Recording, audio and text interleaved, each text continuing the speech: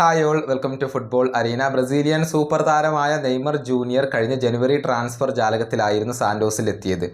5 മാസത്തെ കോൺട്രാക്റ്റിലാണ് അദ്ദേഹം ഒപ്പുവെച്ചത്. പ്ലാനുകൾ വളരെ വ്യക്തമായിരുന്നു. സാന്റോസിന് വേണ്ടി ഈ ഒരു 5 മാസക്കാലം മികച്ച രൂപത്തിൽ കളിക്കുക, അതിനുശേഷം യൂറോപ്പിലെ ഏതെങ്കിലും മികച്ച ഒരു ക്ലബിലേക്ക് മടങ്ങുക എന്നതായിരുന്നു നെയ്മറുടെ ലക്ഷ്യം. പക്ഷേ പരിക്ക് വീണ്ടും അദ്ദേഹത്തെ താളം തെറ്റിക്കുന്ന ഒരു കാഴ്ചക്കാണ് നമ്മളിപ്പോൾ സാക്ഷിയാവേണ്ടി വരുന്നത്. ഒരുപാട് മത്സരങ്ങൾ പരിക്ക് കാരണം നെയ്മർക്ക് ഇപ്പോൾ പുറത്തിരിക്കേണ്ടി വന്നു. ഏതായാലും നെയ്മറുടെ ഭാവിയിലെ സുപ്രധാന വിവരം TNT സ്പോർട്സ് ബ്രസീൽ ഇപ്പോൾ പുറത്തു വിട്ടിട്ടുണ്ട്. അതായത് നെയ്മർ ജൂനിയർ സാന്റോസിൽ തന്നെ തുടരാനാണ് ഇപ്പോൾ സാധ്യതകൾ തെളിഞ്ഞു കാണുന്നത്. യൂറോപ്പിലേക്ക് ഉടൻ തന്നെ നെയ്മർ മടങ്ങാൻ സാധ്യതയില്ല. കാര്യങ്ങൾ അങ്ങനെയാണ് പോകുന്നത്.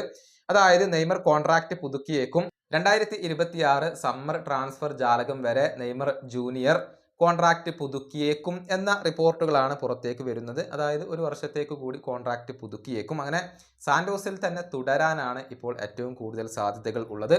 നെയ്മർ യൂറോപ്പിലേക്ക് മടങ്ങും എന്നായിരുന്നു എല്ലാവരും പ്രതീക്ഷിച്ചിരുന്നത്. പക്ഷെ അതിന് ഇപ്പോൾ നാൾക്ക് നാൾ സാധ്യത കുറഞ്ഞു വരികയാണ്. ഇപ്പോഴും നെയ്മർ പരിക്കിന്റെ പിടിയിലാണ്. പക്ഷെ അധികം വൈകാതെ തന്നെ നെയ്മർ തിരിച്ചെത്തും എന്നാണ് എല്ലാ മാധ്യമങ്ങളും ഇപ്പോൾ റിപ്പോർട്ട് ചെയ്തിട്ടുള്ളത്. ഈ വീഡിയോയുടെ അവസാനിപ്പിക്കുന്നു. അടുത്തൊരു വീണ്ടും കാണാം.